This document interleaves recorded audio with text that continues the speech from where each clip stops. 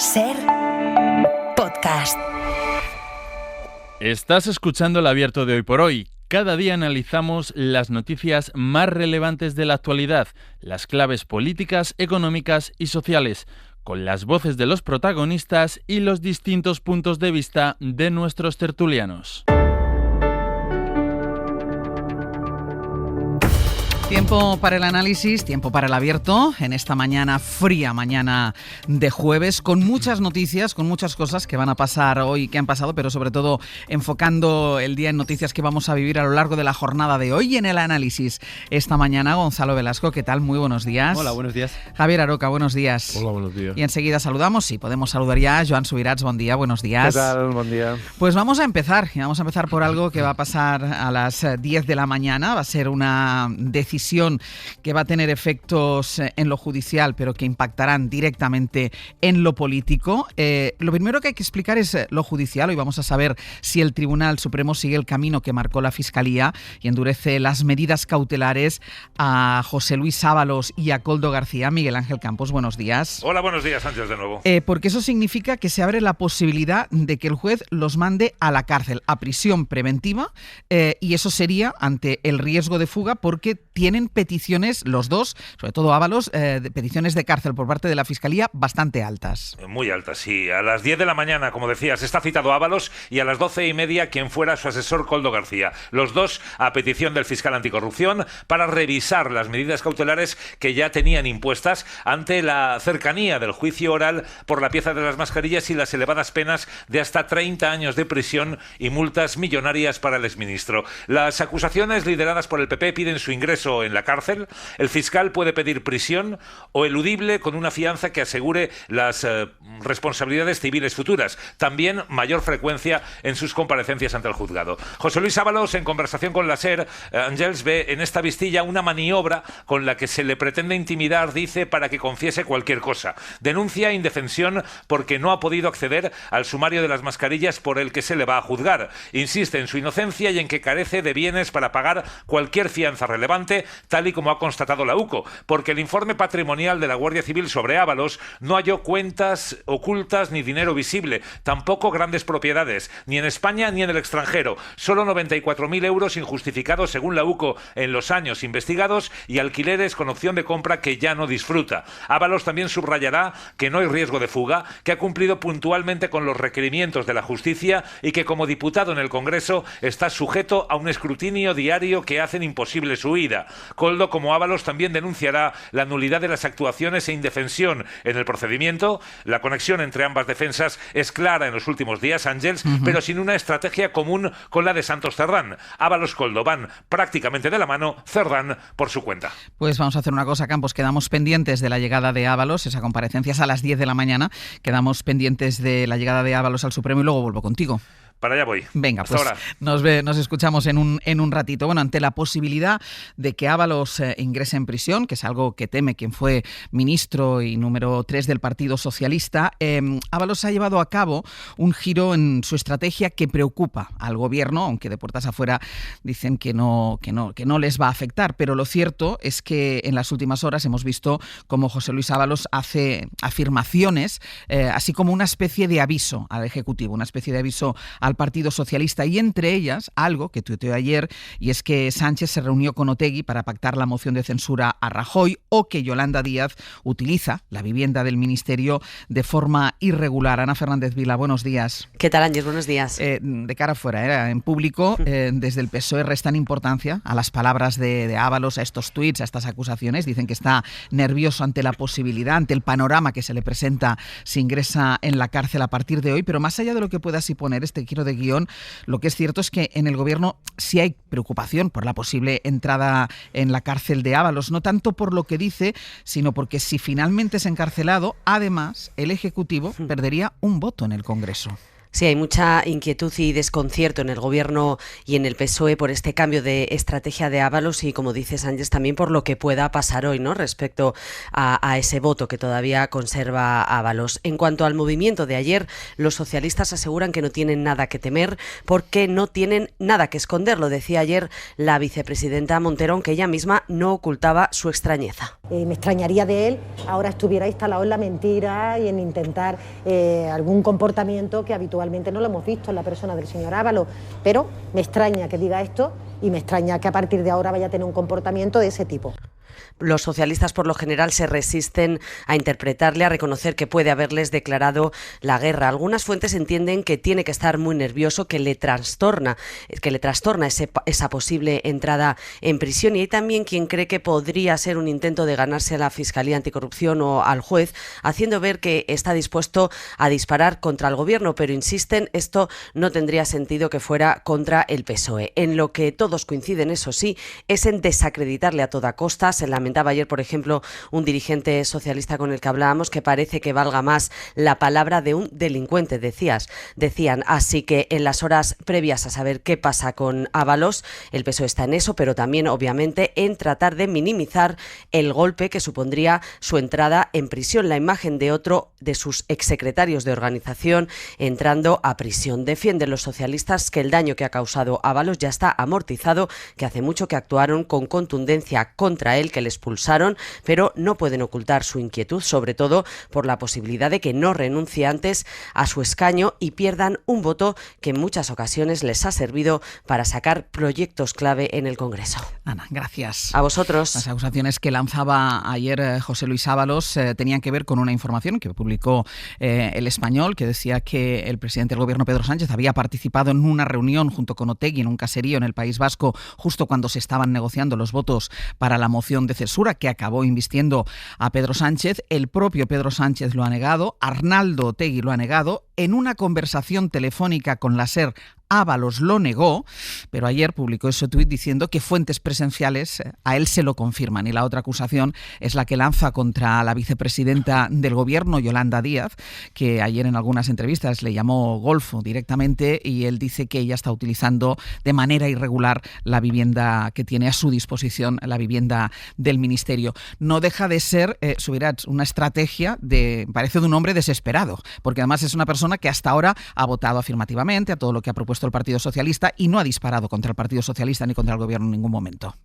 Sí, es esa que a veces se llama fuego amigo, ¿no? Es decir, hay un momento en el que todo parece indicar, porque hasta ahora no lo había hecho, que lo que está haciendo es, no sé, con fundamento o sin fundamento, es aviso para navegantes, ¿no? Yo puedo empezar a decir cosas, ¿no? Porque si no, ¿de qué ayer se lanza con estos dos sí, dos además, tuits, cuando ¿no? horas antes, insisto, lo había negado, ¿eh? Exacto. Y entonces no acabo de... O sea, entiendo que forma parte pues del nerviosismo, de la duda sobre si tiene que dejar o no el acta de diputado, porque si va a la cárcel perderá el acta de diputado y perderá además el sueldo. Y en cambio, por lo que he leído, parece que si renuncia antes podría tener acceso a una indemnización como diputado, ¿no? Y entonces hay una serie de elementos, supongo, muy vinculados a la condición personal del personaje, valga la redundancia, que hace que ayer esos dos tuits levantaran todo tipo de... Me extraña también, o sea, por un lado lo entiendo, pero por otro lado también me resulta un poco extraña la reacción de la vicepresidenta diciendo que no es su forma de comportarse, ¿no? Bueno, es que su no forma de comportarse hace mucho tiempo que no es la que debería, ¿no? O sea, no es que o ahora... no es la que pensaban, sí. Exacto. No es que ahora con estas declaraciones haya empezado por la mala senda, ¿no? ¿No? Porque si no estaríamos aquí, ¿no? Sí. O sea, Gonzalo. Sí, yo iba a empezar por lo que acaba de señalar Joan, ¿no? Me sorprende que a la vicepresidenta le sorprenda. La vicepresidenta, que es vicesecretaria general del Partido Socialista, si no me equivoco, desde 2022. Es decir, es responsable parcialmente de que José Luis Ábalos fuera de nuevo candidato como cabeza de lista por Valencia en 2023, cuando se le relevó del ministerio en 2021. Es decir, ¿y a qué quiero llegar con esta cronología? Pues que ellos se lo han guisado y ellos se lo están comiendo, lo siento muchísimo. Pero si en 2021 le relevaron del ministerio, no le tendrían que haber dejado que fuera candidato de nuevo en 2023, porque evidentemente había más que un indicio de que su comportamiento ético, moral y su catadura personal podía llevar a efectos inesperados, como el que ahora mismo se manifiesta y otros tantos que ya hemos atestiguado, ¿no? De tal manera que yo creo que esto da cuenta de una cosa, y es que el periodo de ese... Podemos valorar de una manera distinta la acción de Pedro Sánchez como presidente del gobierno, que puede ser positiva, muy positiva, notable, sobresaliente, o bien, pero desde luego como secretario general ha sido un verdadero desastre y su vicesecretaria general tiene responsabilidad de ello. Claro, o bien estaban engañados, o bien se lo dejaron todo a Koldo, a Cerdán, que era en ese momento el secretario de organización, que fue el que decidió ponerle de nuevo como candidato y de ocupar el acta. Yo, si fuera el secretario general del Partido Socialista, habría empezado por una reforma interna del modo que se organiza el partido y habría quizás abogado por una división de secretaría general y cargos públicos para que no haya candidatos a la presidencia de Andalucía, presidentes del gobierno que ocupen los principales cargos de vigilancia interna del partido. Aroca. Bueno, la vida de este señor es como la vida de los santos, ¿no? Ya es conocida y está en estampitas. Yo creo que no se trata tanto de eso, que lo tendrán que dilucidar en su momento los jueces cuando termine la instrucción y empiece el juicio oral, sino la situación actual en los términos que se plantea. Yo me imagino, no me quiero ver en el papel de él y creo que ninguna de nosotras querría vivir bajo la amenaza de entrar en prisión. Yo creo que eso hace que todo el mundo se transforme. Por tanto, no hay que extrañarse de que este hombre esté ciertamente descompuesto. Pero a mí hay varias cosas que me preocupan, ¿no? Si es que son ciertas. Los juristas más temerosos de Dios sostienen que la prisión provisional nunca puede ser una pena en sí intimidatoria. Es simplemente, como dice la propia ley, una medida cautelar que trata de evitar otros males. Por ejemplo, en este caso parece que el riesgo de fuga, pero como ha dicho antes Miguel Ángel Campo, ni del informe patrimonial se deducen conclusiones, digamos, robustas con respecto al patrimonio de este señor, que además parece, tengo entendido, que está declarado en bancarrota. Bueno, si el fiscal y su señoría estiman que hay un riesgo de fuga, pues es normal que apliquen esta medida, porque para eso está previsto, pero no tiene otra función, porque sí, que está nervioso y que manda un aviso al gobierno o al PSOE, mejor dicho. Bueno, ¿y qué aviso manda? Las dos cosas que dice son dos pellizquitos de monja. Eso no tiene ninguna importancia, porque incluso cuando de lo que se le acusa en este caso parece que al Partido Socialista es que Pedro Sánchez no era ni presidente del gobierno. O sea que, bueno, ¿de qué se le acusa? De que líderes de partidos políticos se reúnen, claro, todos los días, algunos a las claras y otros escondidos. Y aquí tendríamos una amplia lista de reuniones clandestinas que afectan a todos los partidos políticos que se sientan en el hemiciclo. De todas formas, yo creo que el PSOE es quien mejor sabe qué puede saber el señor Ábalos que le perjudique. Pero desde luego nada de lo que está ocurriendo ahora apunta a que sean cosas gordas. He dicho antes pellizco de monja, no sé lo que va a pasar. De todas formas, una última cosa. La justicia no puede encapsularse. En esto no es una crítica a este caso concreto, sino en general. La justicia tiene que vivir cerca de lo que pasa en la política. Y yo creo que el juez y el fiscal no deben de ser ajenos del conflicto político que se plantea si un diputado pierde su condición de diputado y, por tanto, el Parlamento de España se queda con un voto menos. Eso deberían de valorarlo. Yo no sé cómo se valora, no digo con esto que se vaya a infringir la ley, no, digo que entre todos, los que estaban en política... En lugar de la justicia, ¿no tendría que ser la política quien hubiera resuelto este problema? Bueno, en la política no, el Poder Legislativo, pero en la medida que no lo ha resuelto, pues, y no sé si lo puede resolver, parece que podría resolverlo incluso cuando se dé caso, pero claro, que no es normal que en una legislatura, bien en este caso, el caso del señor Ábalos, bien en otros casos, en el caso del señor Rodríguez, el Parlamento se quede con un escaño menos por una decisión judicial que seguro es justa o puede ser justa. En el caso del señor Rodríguez creo que fue injusta, pero que no puede ser que el Parlamento se quede cojo. Y perdóname la expresión que es un poco ortopédica, pero es la que se me ocurre. Joan, ¿ibas a decir algo? No, iba a decir que ahora parece que hay un debate también en el Congreso sobre si la posible, digamos, la no ocupación de ese escaño de Ábalos debería hacer cambiar el sistema de regla de mayoría. Porque, claro, tiene, como decía ahora Aroca, esto tiene efectos. Es decir, las decisiones del Poder Ejecutivo, del Poder Judicial tienen efectos sobre el Poder Legislativo. Y ahí el Poder Legislativo no tiene margen de maniobra. Debería, digamos, poder tener algún margen de maniobra. Esto forma parte, digamos, de un debate mucho más de fondo, ¿no? Que digamos que el sistema democrático tal como lo tenemos montado con la división de poderes genere este tipo de problemas. El único país donde no tienen este sistema es el británico, digamos, ¿no? Pero el sistema tiene estos efectos. Yo recuerdo muy bien que a mí me costaba explicar en clase cómo es que una reforma del Estatuto de Cataluña aprobada por el Parlamento de Cataluña, aprobada por el Congreso de los Diputados y votada en referéndum por los catalanes, luego fue tumbada por el Tribunal Constitucional. Cuesta explicarlo desde el punto de vista de la soberanía, ¿no?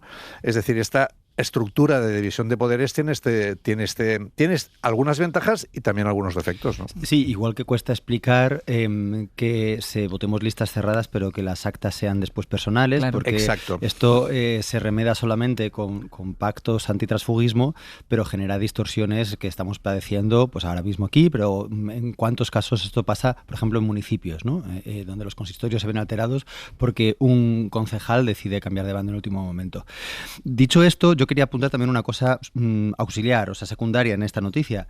Y es que, vamos a ver, en 2018 Arnaldo Otegi seguía formalmente condenado por el caso Baretagunez, es decir, pertenencia a banda armada, ya había cumplido pena de prisión. Era coordinador general de Bildu, no secretario general, como es desde el 25, pero tenía un cargo y su condena estaba en revisión por el Tribunal Europeo de los Derechos Humanos porque dictaminó que se lo juzgó de una manera parcial, ¿no?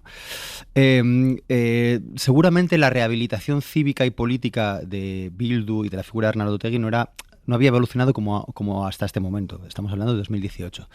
Pero se está agitando un imaginario de reunión clandestina, ¿no? Totalmente. Que no creo que sea pertinente. Esa reunión no tiene por qué ser tan oscura, tan condenable y tan avergonzable, ¿no? De tal manera que también destaquemos esto. O sea, que el recurso que se ha sacado a los de la manga también ataca o remueve unos imaginarios que son muy propios de la derecha de este país.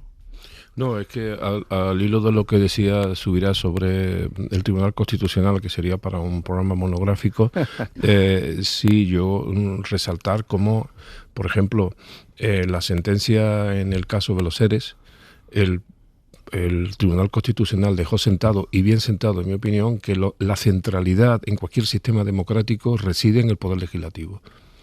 Es decir, es donde reside la voluntad popular, que además es donde el pueblo además lo puede cambiar cada tiempo, según esté en cada legislación aquí o en cualquier otro país democrático. Por tanto, insisto, la justicia no puede vivir al margen del sistema, y si la justicia observa que una decisión suya puede afectar ni más ni menos que al Poder Legislativo, debería de haber mecanismos normales, admitidos, relajados, suaves, que hagan también que los jueces estén cómodos. Los jueces también tienen que estar cómodos a la hora de tomar sus decisiones. Pues que esto no pueda ocurrir, porque, insisto, el que se ampute, aunque sea un único escaño al Parlamento por una decisión judicial, altera de una manera, en mi opinión, importante lo que es el juego de los tres poderes.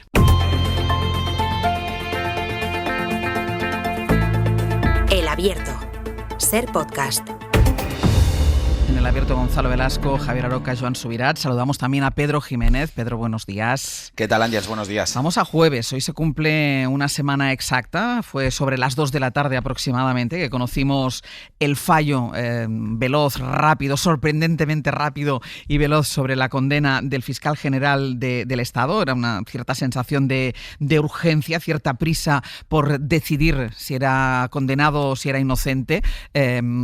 Pasó una semana, ha pasado una semana a día de hoy, seguimos solo con el fallo y todavía no tenemos los argumentos de la condena, y esto está generando primero mucha especulación, Pedro, además mucho interés por saber qué está pasando para que una semana después todavía no sepamos los argumentos por los que está condenado el fiscal general del Estado. Sí, pero por mucha presión política y de un sector de la opinión pública que haya para conocer los argumentos de la condena a Álvaro García Ortiz, el Supremo mantiene sus tiempos, niegan que el proceso esté siendo diferente al que se sigue en los casos en los que no se consigue la unanimidad del tribunal, y las fuentes consultadas nos aseguran que es complicado que conozcamos la sentencia antes del puente de diciembre, casi 3 semanas después de que conociéramos esa decisión inédita de inhabilitar al fiscal general. El ponente, Ángels, Andrés Martínez Arrieta, está ultimando la resolución que después tiene que pasar por las manos de sus 4 colegas que han apoyado la decisión para que le den el visto bueno. Por último, llegará a las 2 magistradas que discrepan para que hagan el voto particular, y van a tener para redactarlo el mismo tiempo que se haya empleado en hacer la sentencia. Así que de ellas dependerá la fecha definitiva y vamos a pivotar en torno al puente de diciembre. Yo me acuerdo, Pedro, cuando salió el fallo, que yo te preguntaba si era habitual que primero se conociera el fallo y después el argumento de la sentencia. Tú decías que en el Supremo esto no es habitual, con lo cual tampoco sabemos si este tiempo de espera es el habitual o no.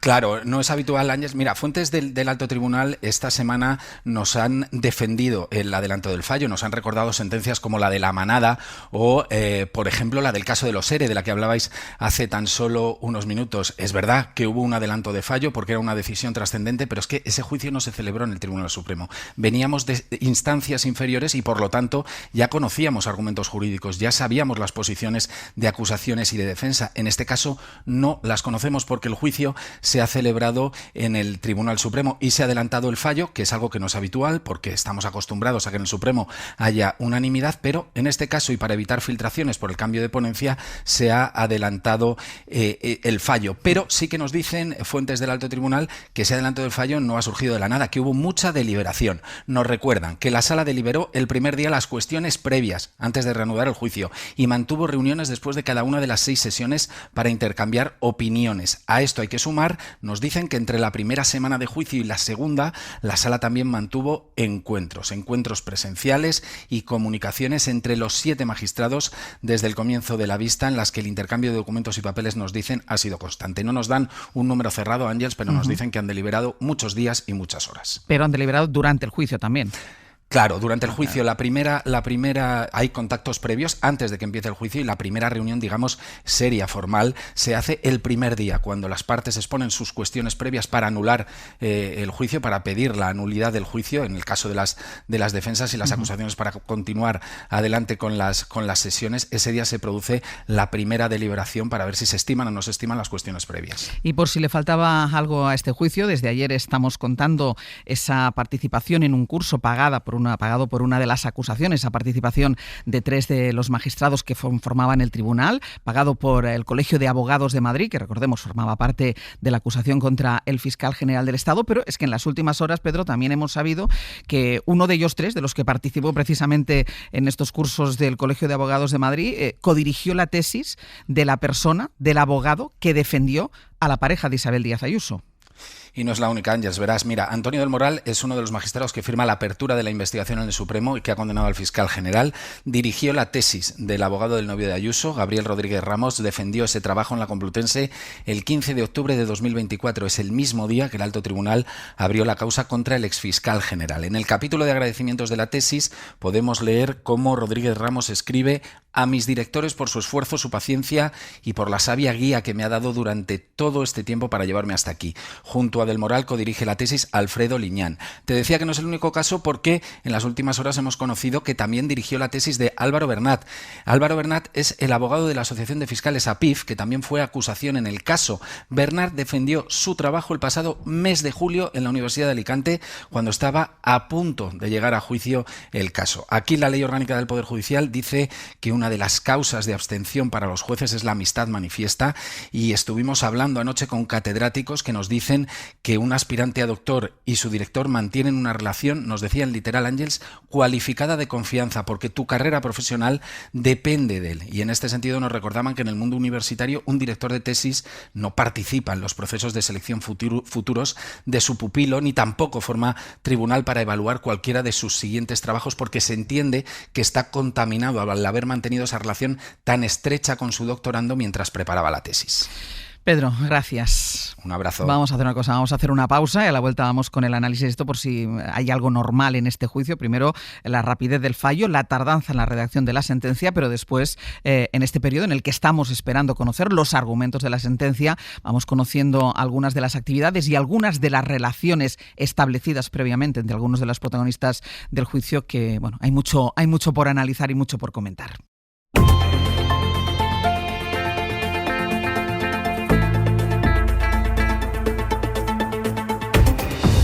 En el abierto, Gonzalo Velasco, Javier Aroca y Joan Subirats. Nos contaba Pedro Jiménez, antes de irnos a publicidad, los tiempos para redactar esa sentencia que desconocemos todavía de condena del fiscal general del Estado, una semana después de haber conocido un rápido y veloz fallo, pero seguimos sin conocer los argumentos de la sentencia y nos situaba Pedro Jiménez en su información alrededor del puente de la Constitución, esos días 6, 7, 8 de diciembre, es decir, que estaríamos todavía, faltarían todavía unos 15 días para poder conocer el fallo. Y hablábamos también de las últimas novedades que vamos conociendo, de las actividades paralelas de algunos de los miembros que formaron ese tribunal, su presidente y otros dos yendo a ese curso que pagaba una de las acusaciones, el Colegio de Abogados de Madrid, pero también la vinculación de algunos de los miembros del tribunal con algunos de los protagonistas del juicio, porque han sido codirectores de tesis, tanto del abogado, por ejemplo, de Álvaro García Ortiz, uno de ellos.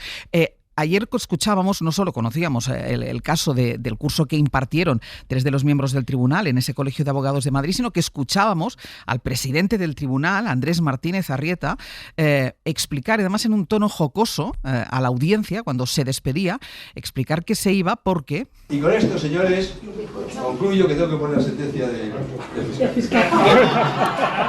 Concluyo porque tengo que poner la sentencia del fiscal general del Estado. Esto era unos días antes de que conociéramos el fallo. En principio, la ponencia de la sentencia estaba en manos de una de las magistradas que va a emitir un voto particular, era contraria a la condena. Y esas palabras de Arrieta adelantaban el sentido del fallo, porque si era él quien iba a poner la sentencia, era él quien era el ponente. Yo no sé si esto es punible, si no es punible, si es, lo que no es seguramente es ético, Gonzalo. No, desde luego que no. Anticiparse así a los procedimientos en la esfera pública, aparte con el tono irónico y jocoso y el chascarrillo que le resta totalmente credibilidad y legitimidad, me parece que no es razonable.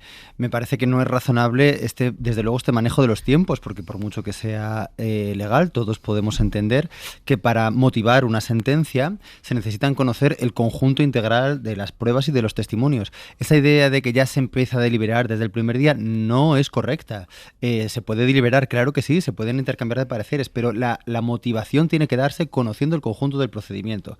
Y por lo tanto, no puede ser que la sentencia se diera tan rápidamente y que se dijera, no, ya es que ya nos lo habíamos pensado poco a poco, ¿no? Eso no puede ser. Este manejo de los tiempos tiene como finalidad o está generando como efecto una legitimación pública de la sentencia, es decir, se está generando corrientes de opinión casi en términos deportivos de victoria y derrota, y por lo tanto eso es lo que ampara ahora al Tribunal Supremo a motivar su sentencia, y esto es lo que jamás debería hacer, y deberían ser muy conscientes de para qué sirve, de lo importante que son los tiempos a nivel jurídico, a nivel procesal, en todos los ámbitos. Y en segundo lugar, la cuestión del tráfico de influencias, el conocimiento, el abogado. Vamos a ver, hay ámbitos en los que se maneja influencia, se maneja poder, se manejan capacidades de promoción y otra serie de cuestiones, y que por lo tanto requieren una especial cautela. No hace falta ser especialmente malvado o corrupto, sino que sencillamente en la medida en que ese poder y esa relevancia y esos privilegios están ahí, es necesario tomar cautelas. En la universidad las hay, desde luego que las hay, antes lo hemos dicho. En ningún concurso podría estar el presidente de la tesis del candidato, ni siquiera si han colaborado en un congreso o en una autoría, no se podría. ¿Por qué en el ámbito judicial esto sí es posible? Es sorprendente, y es sorprendente que el Consejo General del Poder Judicial ahora no salga con vergüenza a decir, bueno, aquí tenemos muchos fallos, vamos a lanzar protocolos, al menos. Y es sorprendente, desde luego, que esto sea posible y que no sea una causa bueno, para invalidar un juicio, porque evidentemente cuando hay una relación de afinidad tal para que alguien le pida a otra persona que sea su director de tesis y esa relación se mantiene durante un tiempo dilatado, porque las tesis duran un tiempo, se crea una relación de confianza, pero no solamente de confianza personal, sino que cuando en estos círculos se acude a una cierta persona es porque hay una afinidad previa, igual que hay una afinidad temática respecto a quien un investigador con su director o respecto al enfoque de investigación. Por lo tanto, vamos, que no nos tomen por pardillos, ¿no? Aroca. Bueno, sería esto último un buen tema para debate, ¿no? Por ejemplo, ¿por qué existe tanto temor dentro de los jueces a que cambie el sistema de reclutamiento? Esto es lo que prevé la ley Bolaños. Y entre otras cosas que se acabe con estos padrinazgos que se producen a partir de la preparación de oposiciones que crean unas relaciones paternofiliales en muchos casos, pero en todo caso de camarillas y una especie de red de telaraña dentro del propio poder que hace que cuando uno forma a uno, ese uno ya forma parte de tu red para toda la vida. Yo creo que ese tipo de cosas habría que corregirlas. No solamente lo que tiene una proyección académica, sino lo que tiene incluso una propia proyección corporativa. Pero independientemente de eso, que espero que los legisladores lo contemplen y sean más vigorosos y no se dejen intimidar por el frufru de las togas callejeras. En este caso, pues lo que ocurre con todo esto, por mucho que nos esforcemos y por mucho que se esfuercen dentro del propio tribunal explicando su itinerario laborioso, yo creo que no está convenciendo a nadie, ni siquiera el hecho de que esté llegando a todas las redacciones el ejemplo de la manada, para convencernos de que eso es normal. Mire usted, esto no es normal lo que está ocurriendo. Y no me refiero ya a lo escatológico de las palabras del presidente, en este caso el ponente actual de la sentencia, que utiliza precisamente el verbo poner. No dice me voy a redactar. No, utiliza el verbo poner. Entonces, porque ponente evidentemente viene del verbo poner. Entonces lo que a mí me gustaría saber es cuándo supo la magistrada Polo que estaba ya desposeída de su ponencia, porque era la ponente. O sea, ¿en qué momento le dijeron a ellos, compañera, usted o tú ya no eres la ponente y esto pasa a la ponencia a este otro señor? Porque evidentemente en ese mismo momento que se supo el cambio de ponente dentro del propio tribunal, ya se sabía, y claro, lo demás es un exhibicionismo absolutamente inútil y desprestigiador para el propio tribunal y por ende a la justicia, porque no estamos hablando de cualquier tribunal, estamos hablando del Tribunal Supremo. Y bueno, después podemos hablar si lo que ha ocurrido se corresponde con algún tipo penal o algún tipo de administrativo, no lo sabemos, no lo sé, ¿verdad? Los expertos, algunos dicen que sí, otros dudan, pero evidentemente hay un rum incluso dentro del Poder Judicial sobre la actuación de estos señores. Lo que no hay es decoro. O sea, y desde luego si el Tribunal Supremo, en un caso tan importante, tan insólito, inaudito en otros derechos comparados en Europa, no digo ya en Estados Unidos, esto ocurre, ¿qué nos puede ocurrir a todos? Falta de decoro, falta de estética y falta de higiene democrática en el planteamiento y exposición de todo lo que estaba ocurriendo en un caso tan grave. Joan. Sí, yo creo que el tema, digamos, hay dos grandes temas, ¿no? Uno que es más de estructura y de sistema, al que antes aludían tanto Gonzalo como Javier, que es de las pautas, de las costumbres, de las formas de hacer, de cómo se trabaja en temas en los cuales las conexiones personales deberían quedar al margen y debería haber una relación de carácter profesional, objetivo, etcétera, etcétera. Y ahí, digamos, las cautelas son muy importantes. En el ámbito del sistema universitario en general funciona, como hemos comentado antes. En el ámbito del sistema judicial, esa especie extraña en cual los jueces o los fiscales son al mismo tiempo preparadores de los opositores. Luego hay, digamos, un colegio mayor como es el César Carlos en Madrid, donde se concentran todos los opositores y allí pues también hay unas relaciones determinadas. Es decir, esta especie de mundo aparte, ¿no?, que rodea el sistema jurídico del país, de los jueces, de los fiscales, la relación luego que puede ser tóxica entre pedirte que vayas a hacer una conferencia, asistir a un curso. En este caso del Colegio de Abogados no creo que haya demasiado problema, porque es cierto que es un curso que por lo que parece se hacía de manera regular, al cual, digamos, es decir, que no tiene por qué ser el Colegio de Abogados el decano que se presentó como causa, digamos, como parte acusatoria, como acusatoria, no tiene por qué ser, digamos, algo compartido por los 70.000 abogados que hay en el Colegio de Abogados de Madrid y que tienen mucho interés en que los cursos sean buenos y que si se podría haber aplazado su vida. Ya lo entiendo, pero digamos, aquí lo que realmente es muy grave del comentario del señor Martínez Arrieta es que con esa expresión jocosa estaba diciendo que la sentencia ya estaba en marcha y que tenía un sentido esa sentencia, porque estaba diciendo que la ponente, la Susana Apolo, no sería la que redactaría esa sentencia. Yo creo que eso realmente, desde mi punto de vista, es grave, porque, digamos, sitúa acaba con esa lógica que decía muy bien antes Gonzalo, que es que digamos, ya se había decidido casi antes, mucho antes de presentar el fallo, lo que iba a ocurrir, ¿no? Y a mí eso sí que me resulta especialmente significativo. Y claro, los tres habéis comentado esta relación que se establece por el tema de oposiciones, por el tema de preparación, la relación que se establece, y tú hablabas incluso, Joan, de ese colegio mayor, donde se concentran buena parte de los que se preparan para opositar para magistrado, pero el hecho es que hay una ley que intenta cambiarlo, que se pone sobre la mesa, que es la ley Bolaños. Primero, que hay una parte política que evidentemente va a votar que no el día que llegue a la votación, pero después hay una parte judicial y lo hemos visto. O sea, hemos visto cómo los jueces se manifiestan en contra de esto. Y no tienes que dejar de lado de que esa ley lo que pretende también es de alguna manera democratizar el acceso al ámbito de la justicia, porque esto es muy caro, llegar, o sea, hacer todo el proceso de preparación, etcétera, de oposiciones, necesitas, digamos, dinero para poderlo hacer, y eso no está al alcance de todo el mundo. Por lo tanto, esto también sesga el tipo de persona que acaba siendo o no de la carrera judicial. Esta mañana leía que el vínculo entre el abogado de la pareja de Isabel Díaz Ayuso y el juez es el padre del abogado, es decir, que es un vínculo que ya viene de previo. Sí, hay elementos dinásticos. Exacto. Sí.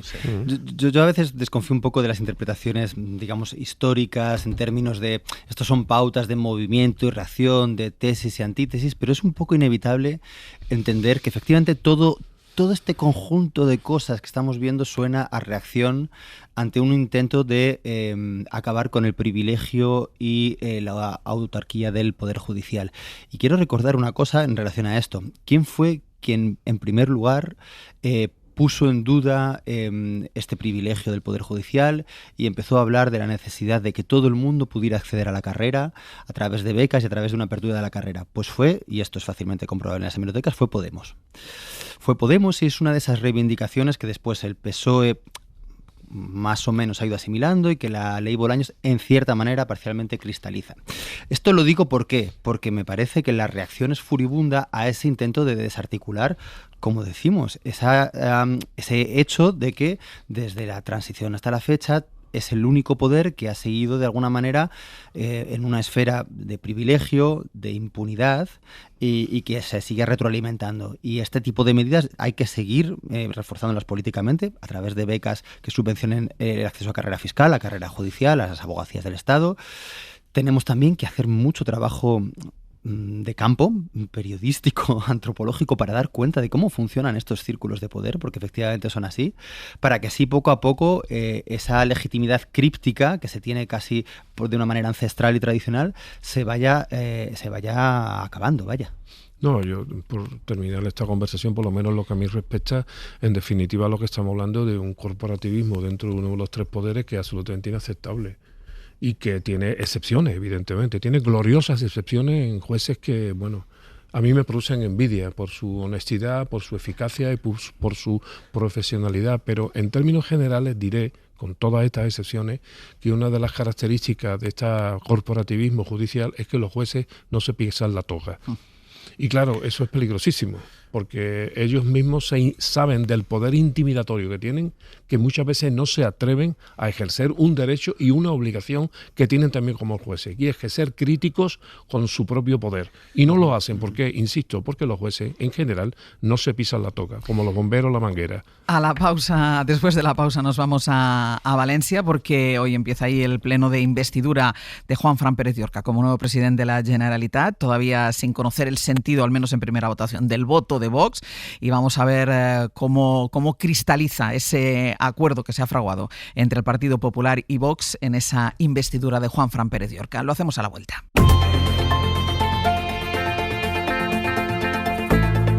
El Abierto. Ser podcast.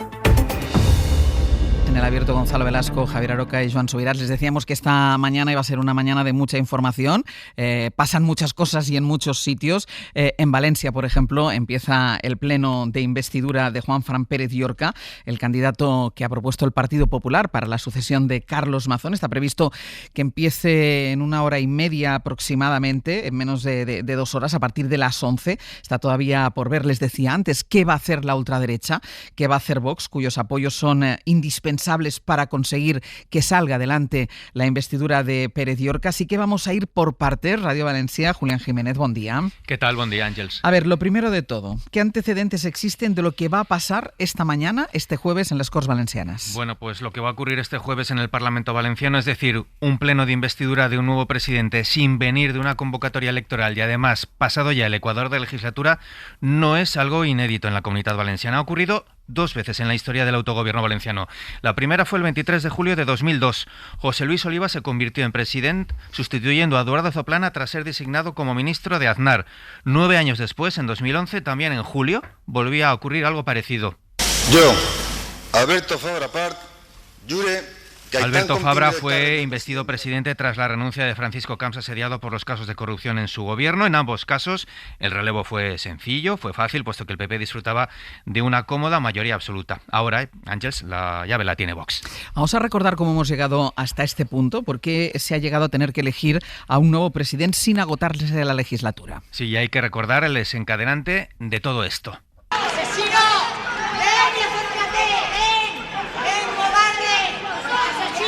Gritos de asesino, de cobarde, de sinvergüenza dirigidos a Carlos Mazón, lo recordaréis tú también, Ángels, en el funeral de Estado del pasado 29 de octubre. Hasta ese momento Mazón había ignorado todas y cada una de las peticiones de dimisión, asegurando que su único propósito era liderar la reconstrucción, apelando a la estabilidad que le daba agotar la legislatura. Pero llegó ese funeral de Estado, llegó la presión interna, la conversación con Feijóo y la dimisión. Les puedo asegurar que por voluntad personal habría dimitido hace tiempo, pero ya no puedo más. Una dimisión en diferido, porque hasta ahora Mazón sigue siendo presidente en funciones, aunque anunció su marcha hace ya 24 días y además sin desaparecer del Parlamento Valenciano, porque no ha renunciado al acta de diputado, entre otras cosas para no perder el aforamiento. Hoy, por cierto, Mazón va a estar en este pleno de investidura que va a poner fin a sus 830 días de presidencia. Decíamos, Julián, que es un pleno que va a empezar a las 11 de la mañana. ¿Qué podemos esperar de la sesión de hoy? Bueno, Vox no dice abiertamente que va a apoyar al candidato Pérez Llorca, así que hasta que no se vote esta tarde no sabremos con seguridad si va a prosperar la investidura. ¿Qué cabe esperar? Pues del discurso, lo que está claro en la intervención de Pérez Llorca es que se van a exponer las líneas de su acción de gobierno, que pasa fundamentalmente por culminar la reconstrucción. Habrá guiños, por supuesto, también a las principales reivindicaciones que en público viene verbalizando Vox: migración, rebaja de impuestos o su oposición al Pacto Verde Europeo. Pero sobre todo se espera de Pérez Llorca mucha carga crítica contra el gobierno de España, y es donde más simpatía va a despertar en la bancada de Vox. También veremos a un Pérez Llorca exigir infraestructuras hidráulicas para evitar de nuevo una riada.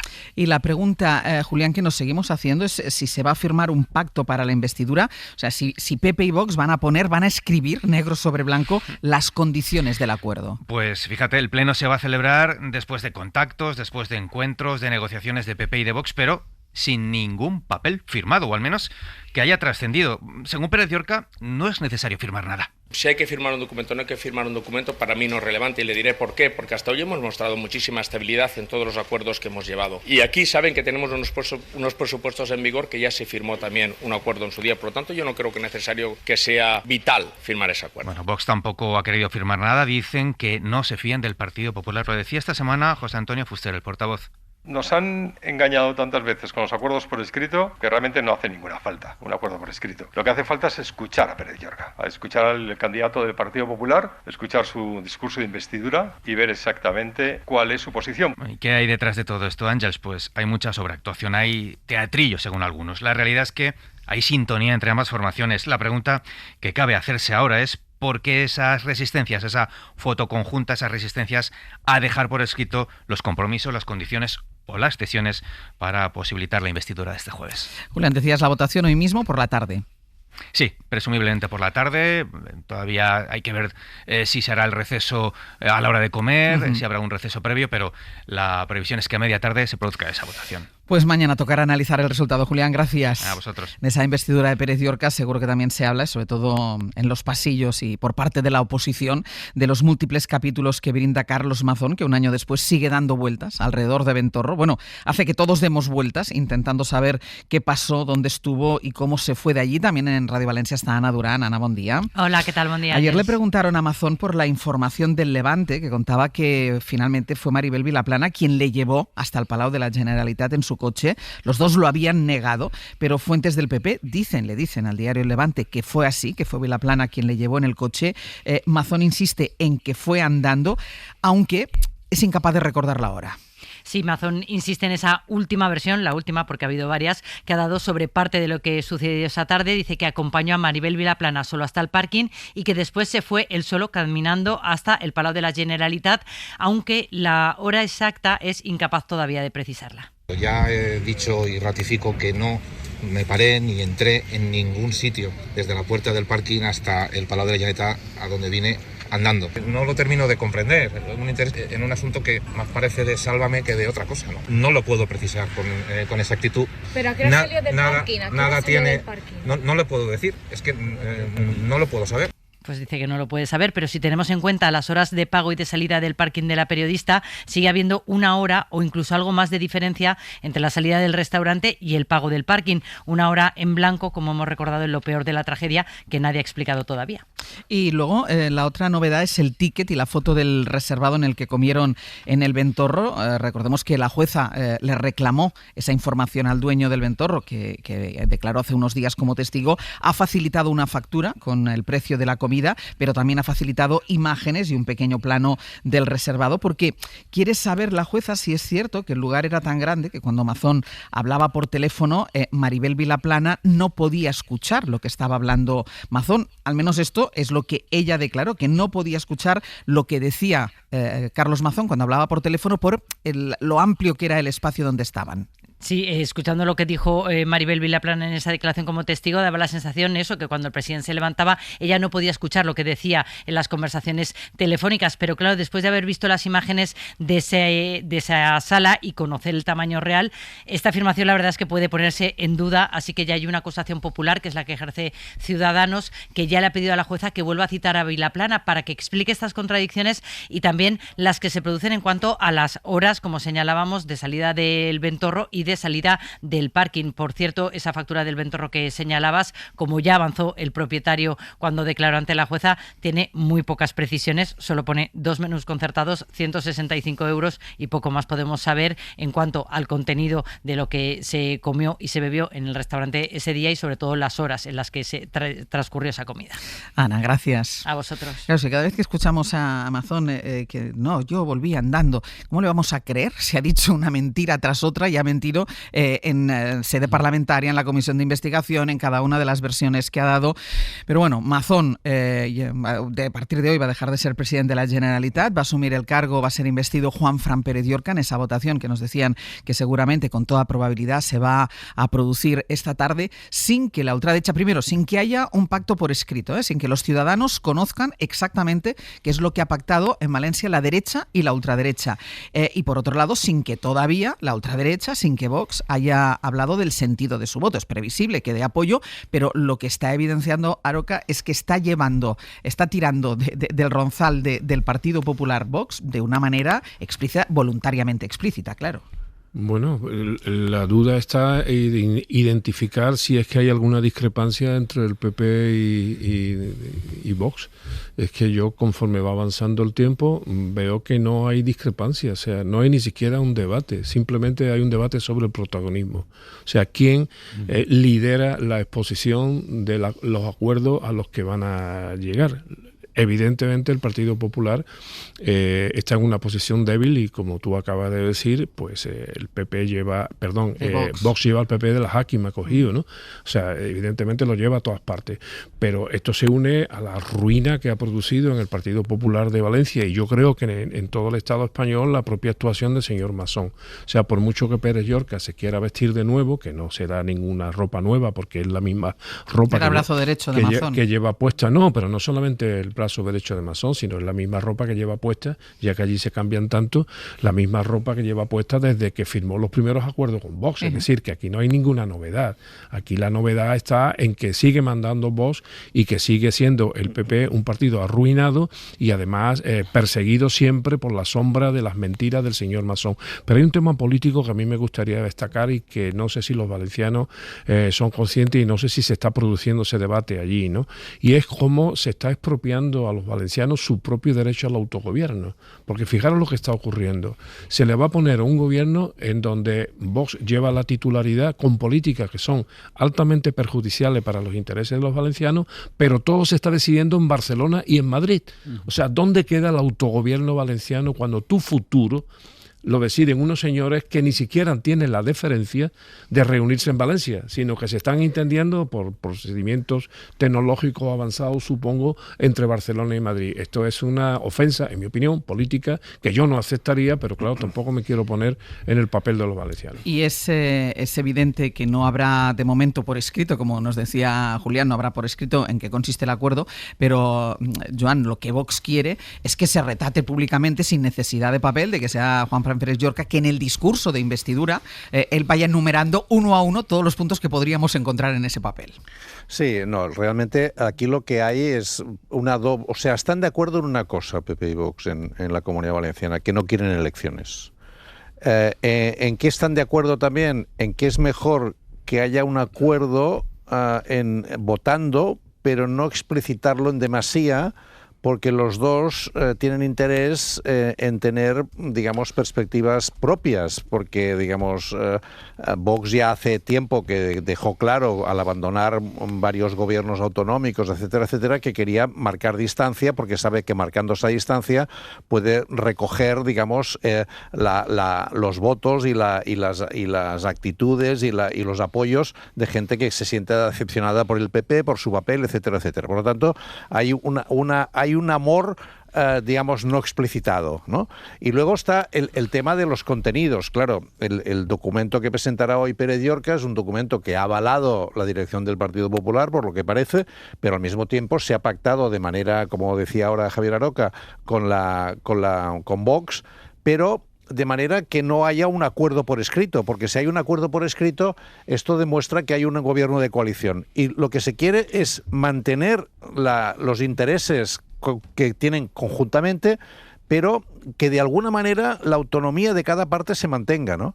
Ese es el juego en el que están, y lo que realmente les preocupa es que no haya elecciones ahora, porque digamos, con el deterioro que ha tenido el gobierno con el tema de la gestión de la Dana, pues aquí podrían, digamos, salir perjudicados, ¿no? Yo creo que esa es la situación en la que estamos. Ahora voy contigo, Gonzalo, pero mira, sobre esto que dice Joan, ¿no?, que no quiere que haya elecciones ahora, el Partido Popular, de hecho, recordemos que Feijóo no le pidió que dimitiera, es decir, Feijóo lo que quería es que no se presentara a las próximas elecciones, y faltaría más que se hubiera presentado Mazón a unas próximas elecciones, pero que la dimisión de Mazón no era compartida por Génova. Después de dimitir, el partido lo apoyó, pero ahora ya se desentiende de Carlos Mazón. David Junquera, buenos días. Hola, buenos días. Primero, dice que ya no responde a los cambios de versión de Mazón, aunque sigue siendo diputado del Partido Popular y lo seguirá siendo en las Corts Valencianas. En lugar de eso, lo que quiere hacer ahora el PP es que se hable de la nueva etapa de Pérez Llorca. No puede ocultar el PP sus ganas de que Mazón pase al pasado, pase de presidente Mazón a ese señor del que usted me habla. Por eso resulta llamativo el afán que tienen los populares en vender la piel del oso o de Pérez Llorca antes de haberlo cazado, antes de haberlo investido. Está Génova dando por sentado que hoy pasa una página. Llegan a decir, este jueves finiquitamos un problema político, llega la paz a Valencia, mientras el PSOE está a las puertas de la Tercera Guerra Mundial si Ábalos va a la cárcel. Hay un aroma de día grande, dan por hecho que lo tienen hecho, tanto que ni se preocupan ya por los tickets del Ventorro, la foto del reservado, los nuevos vaivenes en las versiones de Mazón y Vilaplana. No le hemos dedicado ni un minuto, nos confiesan. A lo que sí le han dedicado más ratos al discurso de Pérez Llorca. El equipo de Feijóo dice conocer las líneas maestras y afirman que esas líneas no se salen ni un renglón de los postulados que defiende el PP a escala nacional. Se espera una locución contundente, con referencias explícitas a las peticiones de Vox, que también conoce parte de lo escrito. El PP de la Comunidad Valenciana quiere quitarse la espina de un tiento, no tener que acudir a una segunda ronda. Fuentes de la ultraderecha no descartan una segunda votación, pero si todo va según lo previsto, pues la ven poco probable. Huele a acuerdo, pues, y para celebrarlo no va a haber nadie de las direcciones nacionales de PP y Vox en la tribuna. Génova se excusa en que hoy hay votaciones importantes en el Congreso, pero lo cierto es que ni Abascal ni Feijóo están interesados en dar una imagen de conchabeo justo cuando nos metemos en harina electoral en Extremadura. El que sí estará es, como contaba Valencia, un Mazón que votará a su amigo Pérez Llorca en su papel de diputado raso. Génova confía en acabar el jueves liberado de ese lastre, pero por si acaso, voces de Vox dejan un aviso con cierto tono, podemos decir, calabrés. Pérez Llorca sabe lo que tiene que decir, por la cuenta que le trae. Junquera, gracias. Gracias. Gonzalo. La andrangueta valenciana. Bueno, pero tiene toda la razón. Es que quien tiene autoridad en un determinado ámbito no necesita palabras para condicionar el comportamiento de los demás. Un padre autoritario con solo una mirada hace que toda su prole recoja los platos, ¿no? Bueno, pues esto es algo parecido, que tiene además una causa originaria, y es que, vamos a ver, el PP no tiene ningún programa ni ideario más allá que el odio al sanchismo y la victimización constante, que además hace que incluso cuando hay otras víctimas les resulten molestas. Esto es básicamente lo que es el Partido Popular. O sea, por no querer, no quieren ni aprobar una senda del déficit que beneficiaría a través de fondos a sus gobiernos autonómicos, porque el gobernar les da igual porque no tienen un programa como tal. Vox, en cambio, sí que tiene una agenda marcada internacionalmente, una agenda muy determinada y, por lo tanto, sin necesidad de hacer un pacto, estamos todos seguros de que el discurso y las primeras medidas, seguramente simbólicas, del nuevo presidente, pues destilarán un aroma a ese ideario de Vox, porque el PP no tiene el suyo propio, ¿no? Ya vimos cuando todo esto se inició, que se fue a Bruselas y el Partido Popular, la sección española del Partido Popular Europeo, votó contra el Pacto Verde Europeo, ¿no? En un signo más o menos evidente de cómo estaban las cosas. Así que no vemos ninguna sorpresa. La autoridad aquí la tiene Vox, el Partido Popular no tiene ningún tipo de programa y, por lo tanto, se está diluyendo hacia homogenizarse con lo que era una de sus facciones, que es Vox. Yo creo que a esta altura que ya nos demos cuenta de que el PP es un partido ágrafo, ya lo sabemos, ¿no? Incluso no sabe ni leer sus propios papeles, como ocurrió ayer, ¿no? No, pero quiero decir que no tiene programa porque sí lo tiene. El programa es una coincidencia prácticamente al 100% con el programa de Vox. No lo tiene que escribir. Lo que pasa es que lo ocultan, como ya ocultaron en Andalucía el pacto con Vox al principio, lo que entronizó al señor Bonilla, ¿no? Sí, fueron los primeros en pactar. Y había fotos y tal, y lo negaban hasta que por fin se publicaron las fotos y se publicó el acuerdo, y entonces no tuvieron más remedio que aceptar brevísimamente que habían pactado con Vox, aunque luego siguieron negándola, ¿no? Pero no quería decir esto, lo que quería decir al hilo de lo que decía Joan. Joan decía que lo que más temen estos dos partidos es a una convocatoria electoral. Y entonces yo pregunto, si PP y Vox no se creen sus propias encuestas, ¿por qué no las tenemos que creer los demás? Claro, porque lo que se nos vende desde esta manera va a ser política última, que es la demoscopia. Lo que se nos vende es que, a pesar de todo, el PSOE no llega, que a pesar de todo Compromís no llega y que a pesar de todo ganará el PP y que subirá Vox. Bueno, pues entonces ¿por qué no convocan elecciones? Yo no lo entiendo, la verdad es que no lo entiendo. Porque igual le da miedo que suba tanto Vox que le pegue un sorpaso. Bueno, pero entonces a Vox le interesaría, ¿no? Sí, pero yo creo, tampoco tiene, yo creo que no está interesado en elecciones más el Partido Popular. Yo creo que cuando un partido teme de esta manera, a mí por lo menos me deja muchas incógnitas. Joan, ¿qué vas a decir algo? No, es que, digamos, me he acordado ahora de una frase que pronunció Feijóo hace unas semanas, cuando dice, Europa ha despertado, ha salido de la cárcel ideológica de una izquierda que la vendía que era bueno empobrecerse y que era buena la democracia más que la prosperidad. Eso se dijo, lo dijo. Eso es programático, Joan. Lo dijo Feijóo, y esto es increíble, digamos, y lo dijo en un acto del Partido Popular Europeo. Realmente aquí es donde las cosas empiezan a ponerse complicadas, ¿no? Es decir, estamos en un momento en que todo está, digamos, acelerando, los cambios están acelerando en todas partes. Y parece que hay gente que ha decidido que esto de la democracia no acaba de ser coherente con nuestros cambios y que es mejor, digamos, buscar otras alternativas, ¿no? Uh-huh.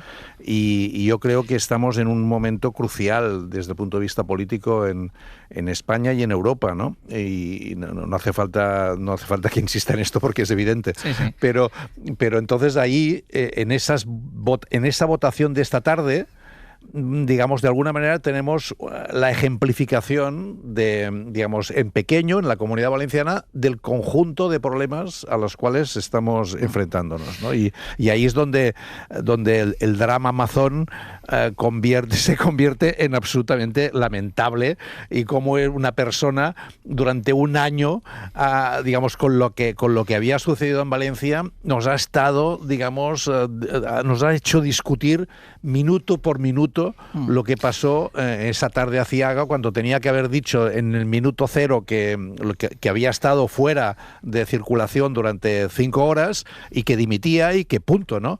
Y por querer mantenerse en el poder estamos en esta especie de farsa lamentable en la cual estamos discutiendo si el menú era acordado o no era acordado, si el compañero de piso de Mazón dice que a las 5 le dijo que Utiel no sé qué. Es dramático realmente discutir esto. Voy a irme hasta el Tribunal Supremo porque ha llegado ya hace unos minutos José Luis Ábalos. Campos, cuéntanos, buenos días. Sí, hola, muy buenos días. De nuevo, hace aproximadamente media hora, desde ese tiempo, pues está esperando en el interior de las dependencias del Tribunal Supremo que comience esa vistilla de cautelares solicitada por el fiscal anticorrupción.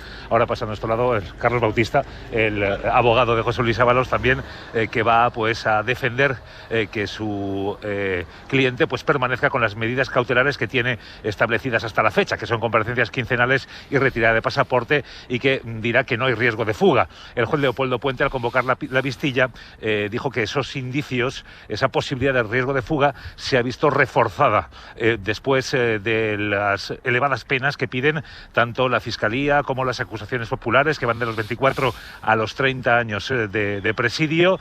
Vamos a ver qué es lo que solicita el fiscal anticorrupción. Entre ese reforzamiento de las cautelares puede pedir la prisión provisional, la prisión eludible con fianza, la libertad bajo fianza, o simplemente pues una mayor periodicidad, mayor frecuencia en las comparecencias ante el juzgado para asegurar la permanencia del encartado y evitar su riesgo de fuga. Pues estaremos pendientes del resultado de esta vistilla y lo contaremos. Gracias, Campos. Hasta ahora. Y empezábamos de hecho el abierto hablando del cambio de estrategia de José Luis Ábalos, que desde ayer dispara contra el gobierno, hablando de esa reunión que han desmentido tanto Otegi como el presidente del gobierno, de entre los dos en un caserío en los días previos a la moción de censura que acabó con Pedro Sánchez en la presidencia del gobierno, pero también disparó ayer contra la vicepresidenta del gobierno, Yolanda Díaz, porque le había llamado golfo, y él contestó diciendo que ella ha hecho un uso irregular de la vivienda del ministerio. Estaba en un desayuno informativo esta mañana Yolanda Díaz y contestaba esto. Creo que es público y notorio que en pandemia yo vivía con el entonces mi esposo y con mi hija. Y es público y notorio que en pandemia 5 mujeres nos dejamos la piel en el Ministerio de Trabajo para salvar a empresas y a trabajadores. Esto es lo que hemos hecho en pandemia. Lo que creo es que el señor Ábalos tiene la oportunidad de explicar ante la justicia lo que estaba haciendo él en pandemia. Esta es la respuesta de Yolanda Díaz a esas acusaciones que lanzó ayer José Luis Ábalos. Y un último asunto que quiero plantear, y es la entrevista que emitió ayer la televisión pública francesa, entrevista al emérito Juan Carlos de Borbón en el marco de la promoción de su libro de memorias, una entrevista que fue grabada en Abu Dhabi, donde, recordemos, reside desde hace 5 años el emérito, en la que afirma que espera que los españoles comprendan lo que hizo durante su reinado. María Manjabacas, buenos días. Muy buenos días. Sobre esta premisa, sobre la del entendimiento, justifica que él no se arrepiente de nada de lo que ha hecho, además es rotundo en este no arrepentimiento de lo que ha hecho y de lo que los españoles hemos ido conociendo en los últimos años. La verdad que pensábamos que después de las memorias no podía haber más, pero sí lo hay, porque esta frase de no me arrepiento tiene mucho calado, tiene mucho contenido, y además, Ángels, lo que tú decías, el tono en el que lo dice, por eso lo vamos a escuchar en la versión original. Le pregunta al periodista, ¿se arrepiente? No. ¿Remordimiento? Tampoco. ¿Mais vous avez des regrets? Non. ¿Et des remords? Non, je tâche de ne pas les avoir. Si c'était à refaire, vous feriez plus attention. Y este final, para quien no entienda francés, si le volviera a hacer, ¿lo volvería a hacer con más cuidado? Naturalmente, dice. También se le pregunta por lo que ha pesado más, los regalos de los jeques árabes o los amoríos. Lo que más importa en España es el dinero, es lo más importante, pero todo es malo. Dice que sí que ha descuidado a su familia, pero espera que los españoles comprendan, que los españoles no solo ya que le perdonen, sino que lo entiendan, que es lo menos entendible. He servido a España y a los españoles. A veces no he prestado atención a la familia y espero que me perdonen y que los españoles comprendan todo lo que he hecho.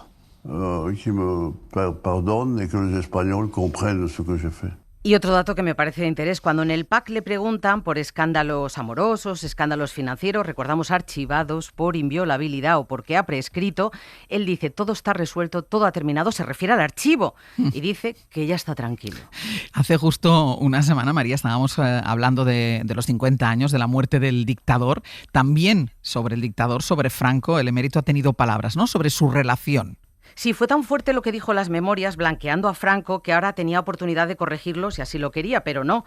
Podía haber sido escueto en el reconocimiento, pero se ha vuelto a regodear en el halago al dictador, y aquí en este extracto cuenta la complicidad que tenían los dos cuando le pide consejo y le dice esto. Él me dijo: Alteza, tiene que decir allí lo que no puede decir aquí, y tiene que decir aquí lo que no puede decir allí.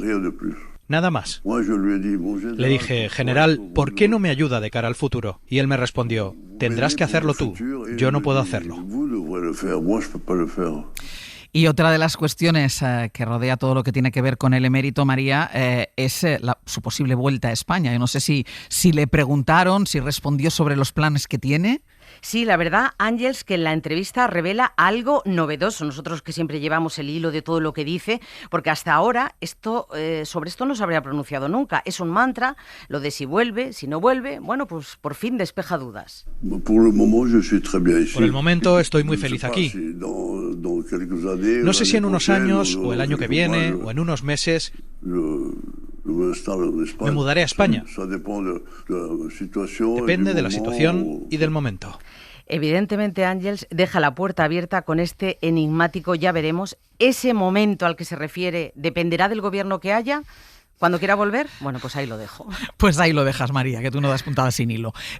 Hasta luego, muchas gracias. Un abrazo, hasta luego. Bueno, son las respuestas de alguien, Gonzalo, que vive fuera de la realidad. Es que a mí, yo cada vez que escucho ese no, como que decir, ¿de qué me tengo que arrepentir? No estoy entendiendo nada. No, es una burbuja borbónica que solo nos cabe esperar que no esté escrita de una manera totalmente determinante en los genes. Porque realmente lo que da cuenta es que él no entiende, y esto no es una cuestión además de su edad o del resentimiento que puede acumular por los últimos años, no entiende la necesidad de pedir perdón, no entiende cuando dice que lo que más le importa a los españoles es el dinero. ¿Cómo somos los españoles que nos importa que él acumulara dinero privado para su familia o para sus propios beneficios, ¿no? Y cuando no entiende que no puede mostrar ese agradecimiento y esa lealtad al dictador, ¿no? Pero te voy a dar un disgusto, Gonzalo. El gen Borbón es dominante, nada más que tiene que ver el árbol de fotos familiar. Sí. No, pero no. Muy breve, claro, cuando se dice comprender es que no se está en la lógica democrática. Cuando el pueblo comprende o no comprende, se expresa votando. Y él se siente impune, inviolable e intocable. Es la lógica de un rey. Por cierto, como vuelve a casa en Navidad, lo hace todo en Francia, de donde vienen los Borbones. ¿Por qué no lo hace en la televisión pública española? 15 segundos. No, nada. Lo que parece difícil, insistiendo como está insistiendo en esas declaraciones, es que podamos salvar una parte salvable de su cronología, ¿no? Y ahí está el problema, es que al final acabaremos pensando que el paquete entero está deteriorado, digamos, ¿no? Sí, sí. Exacto. Le estamos quitando el trabajo a Nieves con Costrina. Hoy por hoy noticias.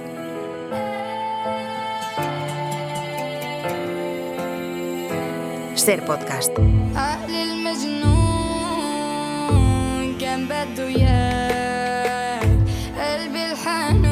Minutitos finales de El Abierto. Sergio Castro, Nausle, buenos días. ¿Qué tal? ¿Qué tal? Minutitos para vosotros, para que nos contéis lo que tenemos preparado a partir de ahora. De aquí en adelante, minutos para Jaime García Cantero y Nuño Domínguez en el Ministerio de Ciencia y Tecnología, con el despido masivo en Telefónica, por ejemplo, de regreso al CENIO de la denuncia del robo de 25 millones de euros en la lucha contra el cáncer en contratos públicos durante 18 años, lo que vendría a poner en el foco y a cuestionar desde luego la labor como gerente de este centro, a Juan Arroyo. Y luego cambias de paisaje, Totalmente. radicalmente. A las 10:30 llega esa sección cada 2 semanas a la que tú no sabes con quién vas a hablar. Y esto, de ¿Pero verdad, dónde me lleváis hoy? mantenemos a los oyentes... que es verdad, o sea, es No, tal es cual. verdad, es verdad. No sabes ni el nombre, No. ni quién es, ni a qué se dedica. No. Sé que estás en un sitio espectacular, el Lago Rosa, a las afueras de Dakar, en Senegal. No está mal. Y es una persona que allí tiene bastantes anécdotas que contarte. Vale, pues no está mal el plan. ¿Qué más? Y después viene el profesor Ocaña, viene a hacer hoy la biopsia, digamos, la autopsia de la anatomía de un instante, que no me salía, me estaba pasando como a Feijóo ayer. Sáquenme de aquí.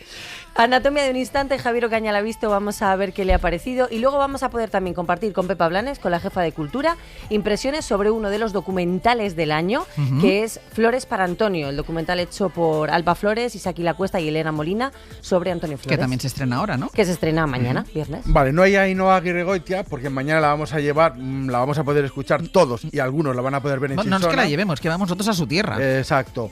Eso marca el inicio de la Navidad. Ya está. Mañana turrón y ni Ainhoa la lotería Aguirregoitia. ni nada. No. El viaje de Chisona del hoy por hoy. ¿Qué vamos a hacer entonces hoy? Pues vamos a departir con los actores protagonistas de la película palestina La voz de Hind, basada en la llamada real de una niña palestina de 6 años a las emergencias de Media Luna Roja, pidiendo ser rescatada en mitad de una de las habituales, por desgracia, matanzas del ejército israelí en Gaza. A eso nos Muy vamos bien. a ocupar en la parte final del programa. Pues tenemos un buen menú. Yo despido a Gonzalo Velasco, Javier Aroque, Joan Subirats. Les digo hasta la semana que viene. Que vaya muy bien. Que vaya bien. Que vaya muy... Ya comeremos turrón. Para no perderte ningún episodio, síguenos en la aplicación o la web de la SER, Podium Podcast o tu plataforma de audio favorita.